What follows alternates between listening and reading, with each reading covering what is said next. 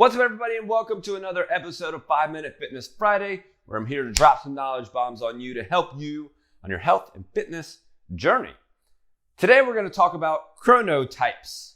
For those of you who don't know what chronotypes is, or don't know what chronotypes are, you're in for a good lesson today. We're going to talk specifically how chronotypes impact physical activity, or we're going to answer the question, does your chronotype impact your physical activity level? Now, before we get started, let's make sure to get the timer up and running. I have 5 minutes to pack this in. I think you're going to learn a lot today. Let's get going in 3, 2, 1, and go time. So a chronotype is your tendency to, when you fall asleep, or your tendency for when you are asleep and when you are awake. You either have a morning chronotype where you wake up earlier and go to bed earlier, mid-evening or an afternoon chronotype where you're kind of in the middle, or an evening chronotype where you go to bed later and wake up later. So the question is, does your chronotype, or morning, intermediate, or afternoon, or evening chronotype, does that impact whether you have high or lower levels of physical activity?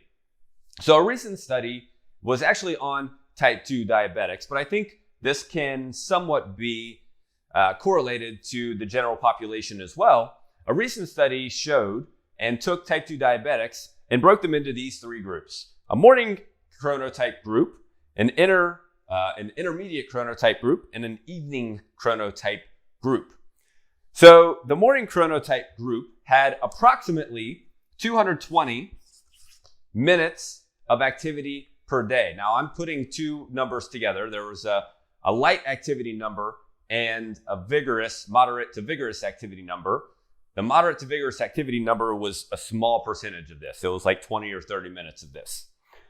Intermediates had about 200 and then 175. The evening had 175 minutes of activity movement per day. Like I said, that's light movement and moderate to vigorous movement.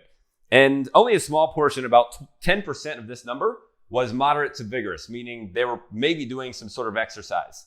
The rest of it was light movement, meaning they just got up off the couch and walked to the fridge. So maybe 190 minutes of this was getting up off the couch and walking to the fridge to grab something.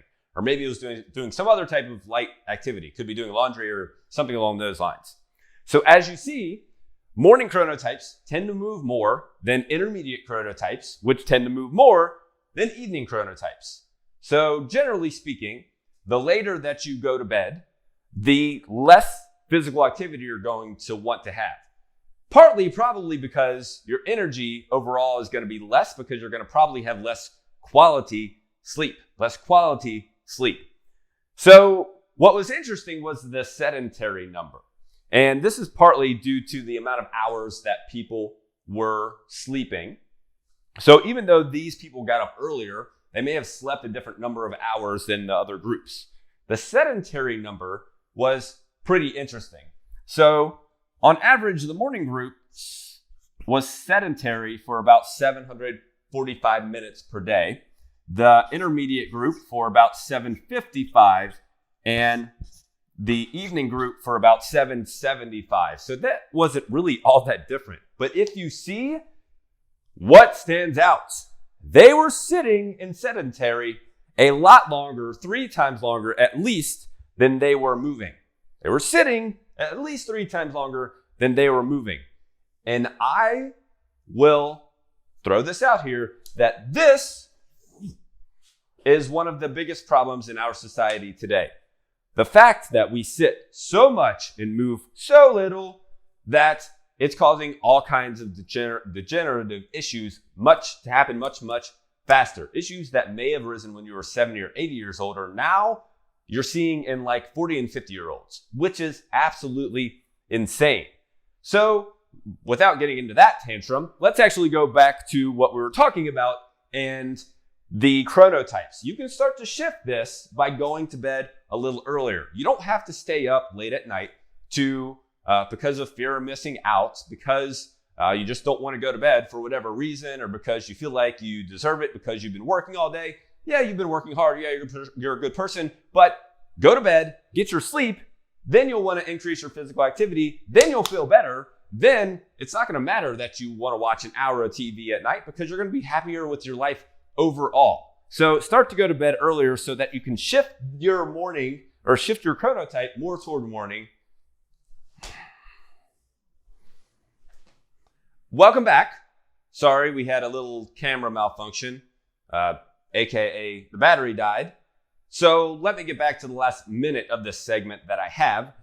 Like I was saying, start to shift your chronotype to the morning so that you can have the motivation and the energy and the wherewithal and the willpower to want to move more, to want to move often so that we can decrease this number. This is the key, friends, to decreasing this number so that you can increase your health and vitality, so that you can become the best version of yourself, so that you can continue to feel better over and over again, moving forward day after day after day. Always in forever. Remember, journey, not sprint. Got to look for the long run. And in order to help yourself, you got to reduce this number. Okay? Until next time, my friends, here's to your success in health and fitness mastery. Check out more of our health and fitness videos on YouTube, Facebook, and Instagram. Be sure to like, follow, or subscribe so you never miss out on our new content posted daily that contains life-changing strategies.